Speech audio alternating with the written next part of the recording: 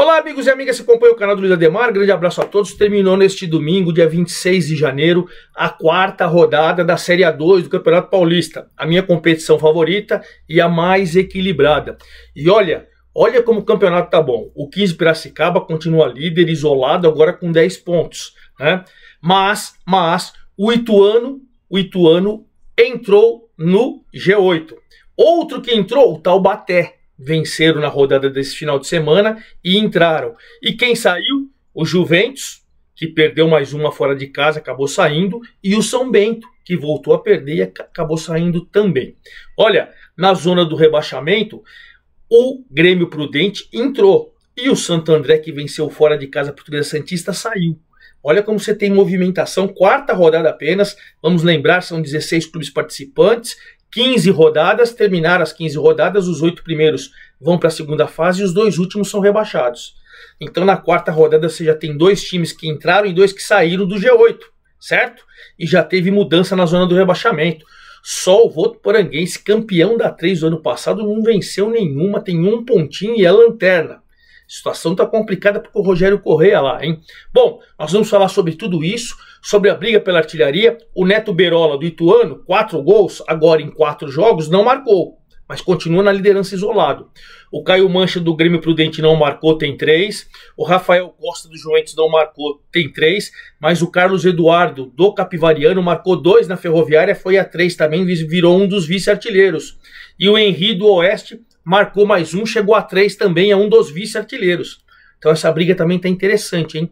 Neto Berola com 4, Caio Mancha, Rafael Costa, Carlos Eduardo e Henri, todos com 3. Essa briga promete. Bom, vou falar de tudo isso. Antes de mais nada, quero convidá-los a fazer inscrição aqui no canal do Luiz Ademar. Ativem o sininho. Cada novo vídeo, A1, A2, A3, A4, tudo você vai sendo avisado. Tá lá no playlist, você pode ouvir ou assistir, né? Ou só ouvir, enfim. Quando você quiser, dê seu like, dê sua opinião, faça a sua pergunta, enfim, me ajude a fazer o canal do Luiz Ademar. A gente troca muita ideia nas minhas redes sociais, todas Luiz com Z, Luiz Ademar JR. E aí a gente também troca ideia por aqui, certo?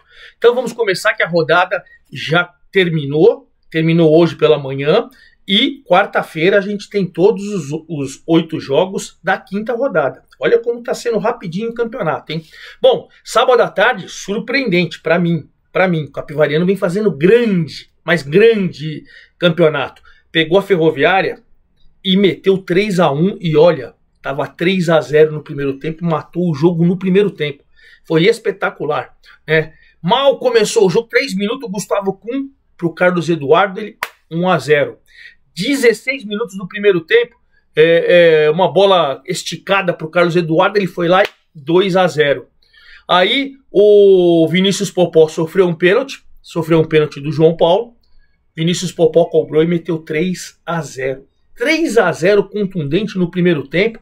808 pagantes apenas em Capivari. Veio o segundo tempo, o Capivariano se poupou, segurou a onda e a Ferroviária só acabou descontando aos 20 do segundo tempo, num golaço do lateral direito, Everton, aquele que começou na base do São Paulo. Meteu uma paulada de fora da área, a bola foi no ângulo, não teve chance. No mais, o Capivariano fez 3 pontos espetaculares, hein? 3 pontos. Bom, o Capivariano agora é o terceiro colocado com 8 pontos. Terceiro colocado, ele subiu 2 posições. Ele era o quinto, agora ele é o terceiro. Tá na briga aí firme pela liderança e tá sempre dentro do G8, o que é importantíssimo. A Ferroviária com 6, ela continua dentro do G8, é a sexta colocada, mas caiu 3 posições. Ela é a terceira, que agora é o Capivariano. Ela caiu 3, é a sexta, mas está no G8. Pelo menos é o que importa numa derrota, você tem que ver os pontos positivos, né? Pois bem, aí ontem à tarde o Taubaté a segunda vitória seguida, hein? 746 pagantes. O que acontece com a torcida do Burro da Central? O Burro da Central, a torcida tá largando? Calma que, olha, o Alberto Félix está fazendo o time reagir, hein, gente? Bom, jogou com o Votuporanguense, verdade seja dito, o Rogério Corrêa precisa fazer alguma coisa. Não é possível, sabe, que um time só perca, tem um pontinho. Não é possível. Não é possível que o campeão da Série A3, teve uma reformulação grande, alguma coisa está errada. Bom, o certo é que o primeiro tempo até o jogo foi igual, o jogo foi muito parelho, muita marcação, pouca criatividade e tal, mas no segundo tempo o Lucas Venuto fez um golaço, ele entrou pela esquerda, estava até meio sem ângulo, achei, mas deu uma paulada, golaço aos 24. Aí o Taubaté saiu, o Votuporanguense, para tentar o empate, começou a deixar proporcionar contra-ataque, claro, e num deles, um belo gol também do Alisson, aos 41, fez 2-0, e o Taubaté venceu mais uma segunda seguida, hein? Olha, com essa vitória, o Taubaté, que não estava no G8, entrou. Ele agora é o 7º colocado, ele subiu 6 posições, foi para a 7ª colocação e entrou no G8, sensacional. E o Votuporanguense continua com um pontinho lanterna. Preocupante a torcida do Votuporanguense. O meu amigo Rogério Assis, lá de Votuporanga, torcedor do Votuporanguense, tá preocupado. Bom, ainda ontem um jogo muito ruim, hein? Acompanhei esse jogo inteiro. Esse jogo foi o jogo da Cultura, se não me engano. Rapaz, que jogo ruim, cara. São José e Primavera 0-0. São José tem bom time, Primavera tem bom time, mas olha, o jogo do medo, poucas chances, poucas finalizações. O jogo foi ruim, né? 2.268, você vê que das rendas, o torcedor do São José não abandona não, mas vaiou muito na que acabou o jogo, hein? Vaiou muito. E teve um lance, no meu entendimento, sem ter certeza de nada. O meu entendimento vendo a jogada várias vezes. Teve um gol do Primavera que eu achei que a bola, quando o goleiro pega, a bola tinha ultrapassado a linha toda. Mas é muito difícil. Eu não tenho certeza. A minha impressão é que a bola entrou. Mas ninguém viu, o VAR tem nada. E 0-0, 2.268 pagantes, muitas vaias. Torcedor da Águia do Vale tá preocupado com o Moacir Júnior. O time não embalou ainda, hein? E o Fernando Marchiori fez um ponto fora de casa. Bom, o Primavera, com esse pontinho, ele era vice-líder, ele caiu para a 4ª colocação, mas tem 8 pontos, tá 2 do líder, né? Caiu 2 posições, mas está dentro do G8, maravilha, né? O São José, apesar do tropeço, ele continua no G8, mas ele caiu uma posição, saiu de 7º para 8º, mas está dentro do G8, está fazendo campanha de G8, que é o que importa no primeiro momento, mas o torcedor não está gostando do futebol apresentado, e isso é uma verdade, né? Aí às 4 horas, esses 3 jogos foram às 3 ontem, sábado, dia 25. Às 4 horas, Ituano e Juventus. O Ituano fez um gol logo de cara. O time do Vinícius Munhoz, no escanteio da direita, o zagueiro Matheus Mancini marcou seu 2º gol na competição. De cabeça ele testou 1-0. Aí o jogo ficou lá e cá, É verdade que no primeiro tempo o Ituano poderia ter matado o jogo. O Canezinho teve boa oportunidade, o Berola também. Mas enfim, não matou. Veio o segundo tempo, num bate-rebate, quase saiu um gol contra, quase o Juventus empatou. Mas no geral, 1.031 pagantes. No geral, o Ituano mereceu vencer e o Sérgio Soares está preocupado no Juventus, hein? Fora de casa está preocupado. Bom, o Juventus saiu do G8, agora ele é o 9º colocado com 4 pontos, saiu. É sempre preocupante você não estar no G8, então isso daí é inegável. E o Ituano entrou, Ele agora é o 5º colocado com 7 pontos e isso é importante, né? Você vai ganhando confiança depois de 2 rebaixamentos. Ano passado caiu no Paulistão, caiu na Série B. Você recuperar a confiança é sempre muito importante para o Ituano, né? 15 Piracicaba, fechamos a rodada à noite ontem. 15 Piracicaba 1, Grêmio Prudente 0. Meu amigo Sérgio Guedes precisa ver o que está acontecendo com o Grêmio Prudente. Tem bom time e tal, mas não consegue embalar. E toda hora tem jogador expulso.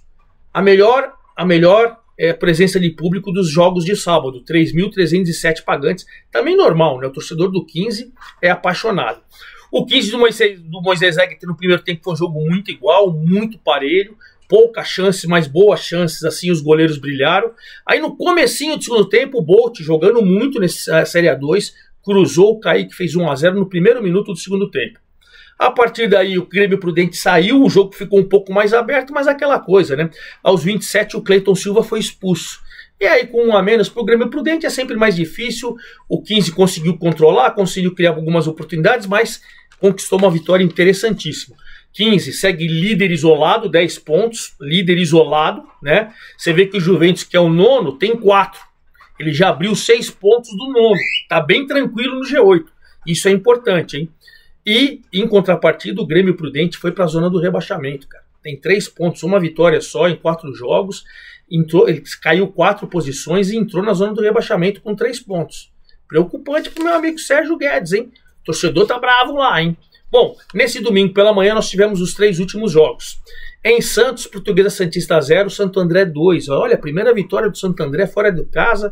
Meu amigo Gilson Kleina finalmente fez o filho do time decolar.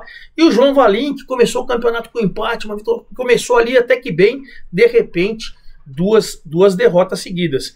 1.036 pagantes lá em Santos, presença boa do público. Um jogo muito truncado, muito faltoso no primeiro tempo. Poucas chances. A melhor delas, o Nelsinho fez 1-0 aos 42. Após a cobrança de falta, a bola ficou viva, ele deu uma chapadinha na bola, fez 1-0 no primeiro tempo. Veio o segundo tempo, teve um lance aí que depende da interpretação.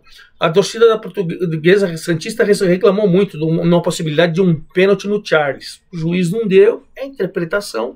Bom, o Bruno Cabilo recebeu um passe do Ariel e aos 32 fez 2-0, matou o jogo. E primeira vitória do Santo André, que saiu da zona do rebaixamento, hein? Saiu da zona do rebaixamento e o Santo André foi lá para a 10ª colocação com 4 pontos a 1 do G8. Olha como que é essa possibilidade de G8 e zona de rebaixamento, né? Saiu da zona do rebaixamento e foi para a 10ª colocação. Sensacional, né? Em contrapartida, a Portuguesa Santista com 4 pontos, ela é a 13ª colocada, está ali no meio da tabela, fora do G8, mas a 1 ponto do G8. Então, precisa reagir. Isso é a verdade. Outro jogo de manhã hoje, de domingo de manhã, agora dia 26, foi em Lins. O Linense também de repente parou, né? Linense empatou 1-1 com o Rio Claro.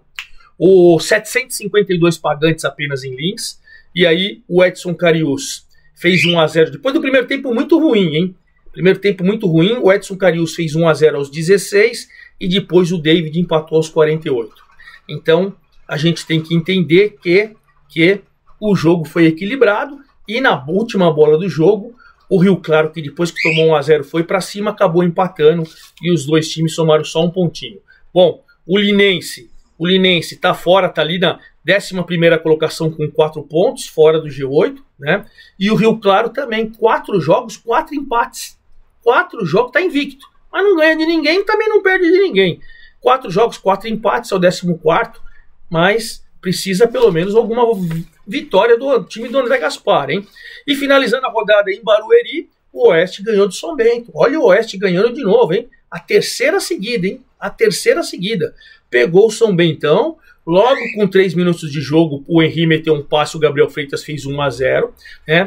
O jogo foi até equilibrado, o São Bento saiu para o jogo, veio o segundo tempo e de novo, o Henry fez 2-0 no comecinho. Um detalhe, esse jogo começou com 25 minutos de atraso, não tinha bandeira de escanteio. Palmeiras tinha jogado à noite ontem, lá pela Palmeiras e Novo Horizontino. Novo Horizontino ganhou do Palmeiras em Barueri, sábado à noite.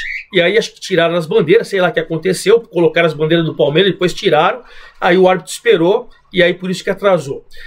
Depois estava 2-0 para o Oeste, o São Bento teve uma grande oportunidade, um pênalti, bola bateu na mão do zagueiro e tal, o Brunão bateu e o Clever defendeu.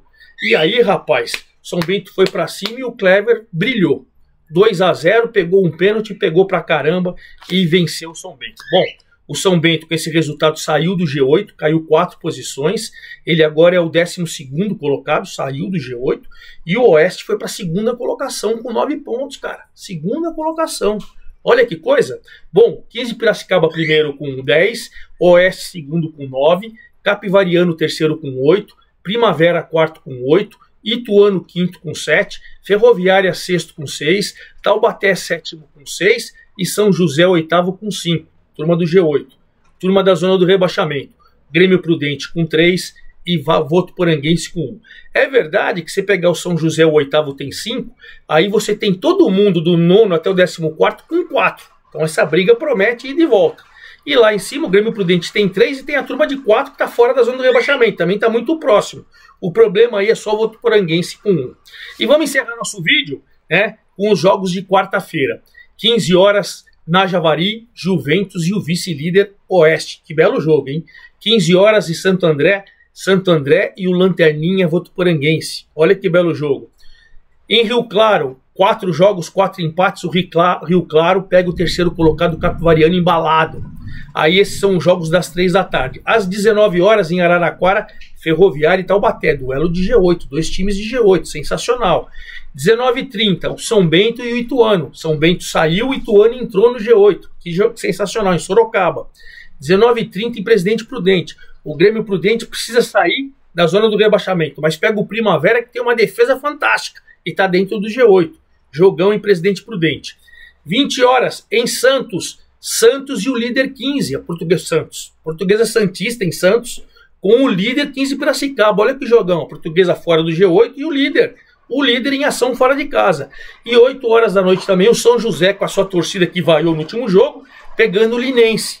São José dentro, Linense fora. Também um belo jogo, hein?